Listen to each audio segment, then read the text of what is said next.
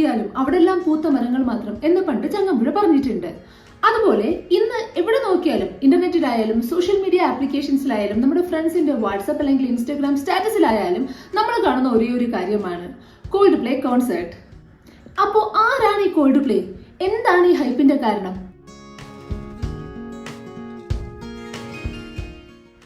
Hi everyone, എല്ലാവർക്കും നമസ്കാരം. ഞാൻ അഭിരാമി. പുതിയൊരു വീഡിയോയിലേക്ക് സ്വാഗതം.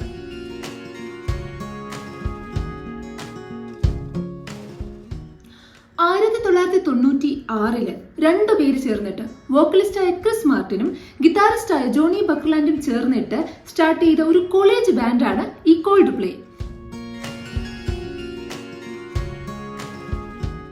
സ്റ്റാർട്ട് ചെയ്ത സമയത്ത് ബാൻഡിന്റെ പേര് കോൾഡ് പ്ലേ എന്നായിരുന്നില്ല, അതിന്റെ പേര് പെക്ടോറൽസ് എന്നായിരുന്നു.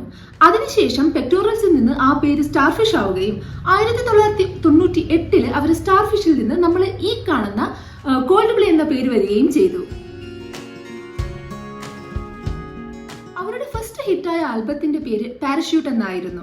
ആ പാരഷ്യൂട്ടിലെ യെല്ലോ എന്ന് പറയുന്ന സോങ് ഗ്ലോബൽ ഹിറ്റ് ആവുകയും അതിനുശേഷം അതിന് ഗ്രാമി അവാർഡ് വരെ ലഭിക്കുകയും ചെയ്തു.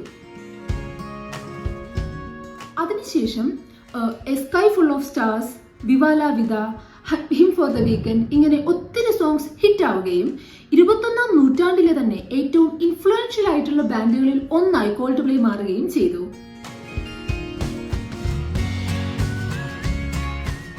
നമ്മൾ കേൾക്കുന്ന കോൾഡ് പ്ലേ കൺസേർട്ട് ശരിക്കും മ്യൂസിക് ഓഫ് സിയേഴ്സ് എന്ന് പറയുന്ന ഒരു വേൾഡ് ടൂറിന്റെ ഭാഗമാണ്.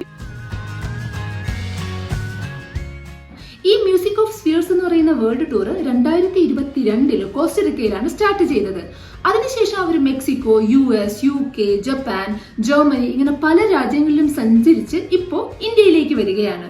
നമ്മളപ്പോൾ ഈ കൺസേർട്ടിനെ കുറിച്ച് ഇങ്ങനെ ആലോചിക്കുമ്പോൾ നമ്മൾ വിചാരിക്കും, ഇത് നെക്സ്റ്റ് വീക്ക് അല്ലെങ്കിൽ നെക്സ്റ്റ് മന്ത് വരാൻ പോകുന്ന ഒരു കൺസേർട്ടാണ്, അതാണ് ഈ എന്താ പറയുക ഈ ഒരു ഹൈപ്പും ബഹളവും ഒക്കെ എന്നൊക്കെ. ഈ കോൾഡ് പ്ലേയുടെ കോൺസേർട്ട് വരുന്നത് ശരിക്കും നെക്സ്റ്റ് ഇയർ ആണ്. 2025 ജാനുവരി 18 മുതലാണ് ഈ കോൺസേർട്ട് വരുന്നത്, അതും മുംബൈയിലെ DY പാട്ടീൽ സ്റ്റേഡിയത്തിൽ. എന്നാൽ ആ നെക്സ്റ്റ് ഇയർ വരാൻ പോകുന്ന ഒരു കോൾഡ് പ്ലേ ഈ കൺസേർട്ടിനാണ് ഇവിടെ ഇത്രയും ഹൈപ്പ് വരുന്നത്. ഈ കോൾഡ് പ്ലേ കോൺസേർട്ടിന്റെ ഒരു മെയിൻ ഹൈലൈറ്റ് എന്ന് പറയുന്നത് അവരുടെ വിഷ്വൽ എഫക്റ്റ് ആണ്.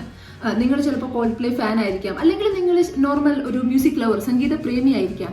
എന്നാലും ഒരു Coldplay concert, specifically Coldplay കൺസേർട്ടിൽ പോയിട്ട് അവിടെ ചെന്നിട്ട് ആ ടോട്ടൽ ഒരു കൺസേർട്ട് എക്സ്പീരിയൻസ് ചെയ്യുന്നതും ആ ഒരു വൈബ് മനസ്സിലാക്കുന്നതും ശരിക്കും once in a lifetime experience തന്നെയാണ്.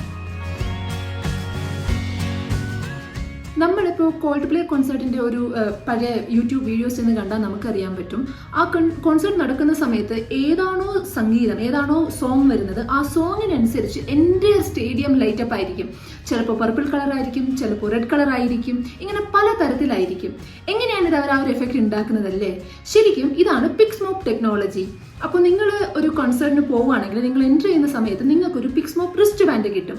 ഈ റിസ്റ്റ് ബാൻഡിന്റെ പ്രത്യേകത എന്താന്ന് പറഞ്ഞാൽ, എന്താണോ മ്യൂസിക്, ഏതാണോ സോങ് പ്ലേ ചെയ്യുന്നത് അതിനനുസരിച്ച് ഇതിന്റെ പല പല കളറിൽ ഇത് പ്രകാശിക്കും. ചിലപ്പോൾ റെഡ് കളർ, ചിലപ്പോൾ പർപ്പിൾ, വയലറ്റ് കളർ, ഇങ്ങനെ പല കളറിൽ ഇത് പ്രകാശിക്കും.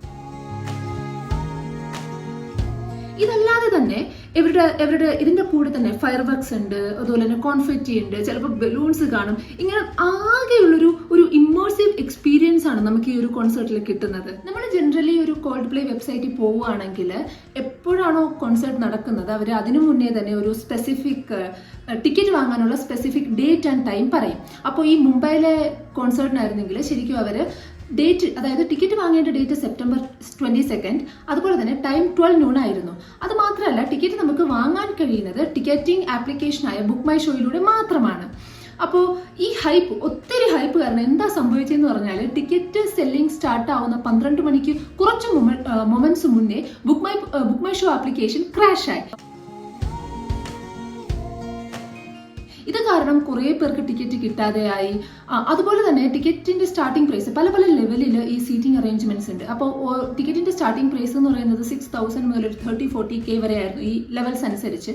എന്നാൽ ഈ ആപ്ലിക്കേഷൻ ക്രാഷ് ആയി കുറച്ചു പേർക്ക് കിട്ടാത്തത് കാരണം ലെവൽ 1 ഒരു സീറ്റിന്റെ പ്രൈസ് ബ്ലാക്കിൽ 10 ലക്ഷം വരെയായി. ഒരു ടിക്കറ്റിന് 10 ലക്ഷം. ഒന്ന് ആലോചിച്ച് നോക്കിയേ. ഈ ഫിനോമിനൽ ഡിമാൻഡ് കാരണം ആദ്യം 2 ഷോ മാത്രം ഉണ്ടായിരുന്ന കോൾഡ് പ്ലേ കൺസേർട്ടിലേക്ക് അവർ ഒരു ഷോ കൂടി ആഡ് ചെയ്തു. എന്നാൽ ഈ അഡീഷണൽ ആഡ് ചെയ്ത ഷോയുടെ ടിക്കറ്റ്സും വിത്തിൻ സെക്കൻഡ്സ് സോൾഡ് ഔട്ട് ആയി. ഇന്റർനെറ്റിൽ ഇപ്പോൾ നടക്കുന്ന ഏറ്റവും ചൂടേറിയ ചർച്ച എന്ന് പറയുന്നത് കോൾഡ് പ്ലേ കോൺസേർട്ടിന്റെ ടിക്കറ്റ്സിനെ കുറിച്ചാണ്. ഒരു കോൺസേർട്ടിന്റെ ടിക്കറ്റിന് ഇത്രയും വിലയോ, ലക്ഷങ്ങൾ അതിന് വേർത്തുണ്ടോ എന്നുള്ളതാണ് ക്വസ്റ്റ്യൻ. പക്ഷെ നമ്മൾ കോൾഡ് പ്ലേ കോൺസേർട്ടിന്റെ ഹിസ്റ്ററി നോക്കുകയാണെങ്കിൽ കോൾഡ് പ്ലേ എന്ന് പറയുന്ന ബാൻഡ് ഇന്നോ ഇന്നലെയോ വന്നതല്ല. അവർ ശരിക്കും 1996 തുടങ്ങി ഇത്രയും വർഷം കൊണ്ട് അവർ അവരുടെ ബ്രാൻഡ് ഇമേജ് അല്ലെങ്കിൽ ബ്രാൻഡ് നെയിം ബിൽഡപ്പ് ചെയ്തതാണ്. അവർ അതിൻ്റെതായ ഹാർഡ് വർക്കും എല്ലാം അതിലിട്ടിട്ടുണ്ട്. അപ്പോൾ ഇതിന് വേർത്തുണ്ടോ എന്നൊരു ക്വസ്റ്റ്യന് എൻ്റെ അഭിപ്രായം എന്ന് പറയുന്നത് ഇത് പേഴ്സണൽ ചോയ്സ് ആണ്, ഓരോരുത്തരുടെയും ചോയ്സ് ആണ്. ചിലർക്ക് പറ്റുമെങ്കിൽ അത് പോയി അനുഭവിക്കുക, എക്സ്പീരിയൻസ് ചെയ്യുക. ഇല്ലെങ്കിൽ നമുക്ക് വിചാരിക്കാമോ അത്രയും പോയി കാണേണ്ട ആവശ്യമില്ല. So at the end of the day അതൊരു പേഴ്സണൽ ചോയ്സ് തന്നെയാണ്. കോൾഡ് പ്ലേ ബാൻഡിലെ ഏതാണ് നിങ്ങളുടെ ഫേവറേറ്റ് സോങ്? അതല്ല ഇനി കോൾഡ് പ്ലേ അല്ല വേറെ ഏതെങ്കിലും ബാൻഡാണോ നിങ്ങളുടെ ഫേവറേറ്റ്? നിങ്ങളുടെ ഒപ്പീനിയൻ എന്താണെന്ന് കമന്റ് ചെയ്യുക.